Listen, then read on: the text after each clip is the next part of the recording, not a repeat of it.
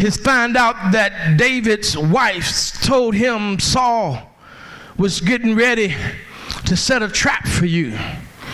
And when he runs away, we find out that the wife that David loved, that he had took the 200 foreskins for, that Saul ends up giving her to marry another man. Y'all stay with me. It's going to make sense in a minute. So here we find that he's lost his home because of the jealousy of another person. Not only has he lost his home because he had to run, but now we find that he's lost his wife because Saul has given his wife to another man. Now we find that when he was running, he does not have any food. He does not have any weapon. And so he runs and he goes down into one area.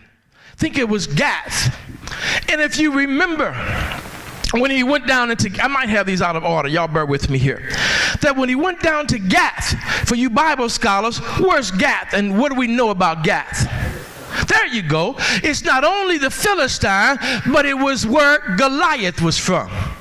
The same guy that he had killed in the head with the rock and cut his head off, that's where he finds himself now with no food, no money, no army.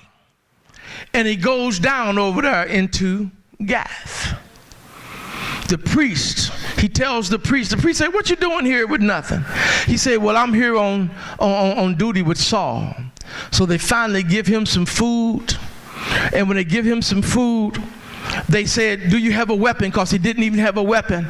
And they ended up giving him the same sword that Goliath had. I'm preaching if y'all just, it's preaching. He gets this sword, and so he finds out that he's been anointed by God, but his circumstances in life are not producing what God says about him. Are y'all staying with me? God has anointed him king. But instead of him being king and being kingly and everything just setting up, working good, is one thing after another.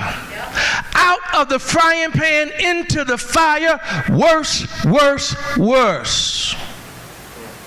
Sometimes that's just how it goes. Do y'all hear me? So you quit thinking about your life and saying, well, if God was in me, if God was in this, everything would be going good. Well, I got to take care of this person. I got to do that. So what? Thank God you got it. You can help them out. Thank God you can stretch it out. Water the soup a little bit more. You can do it. Turn to your neighbor and say, you can do it. Quit backsliding on God in your mind and in your heart because you think God is Santa Claus and got to bless you. He goes down there ultimately, and I'm all out of order now. Ultimately, Saul's come back through there tomorrow, and Saul says, did you feed, goes to the priest and say, did you feed David? The man said, yeah, I thought he was your emissary. He's your right-hand boy, and I gave him some food because I thought he was on a special mission from you. That's what he told me. Saul got mad at the man. Saul killed the man. Not only did he kill the man, Minister Knight, he killed his children, killed his wife. And when that didn't satisfy him, he went through the whole city and started killing everybody.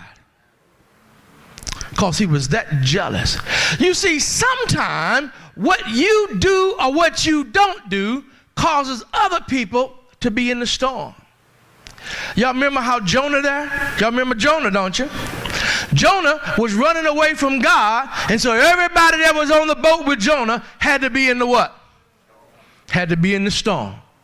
Storm never would have came up had not Jonah been on the ship. That's why they was looking on this ship. Who messed up? God sometimes sometimes God has special made circumstances for you. God made a special fish for Jonah. There are special made circumstances for you. What you've got to learn how to do is go in the flow and rather be like Paul said, I have abased and I have abounded. But through it all, I've learned how to be content, and I just do what God tells me to do.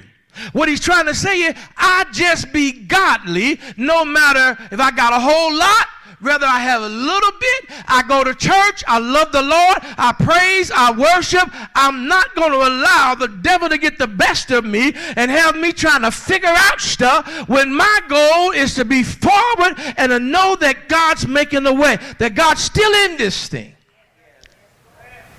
Come on, y'all. Y'all quit thinking God's not in it.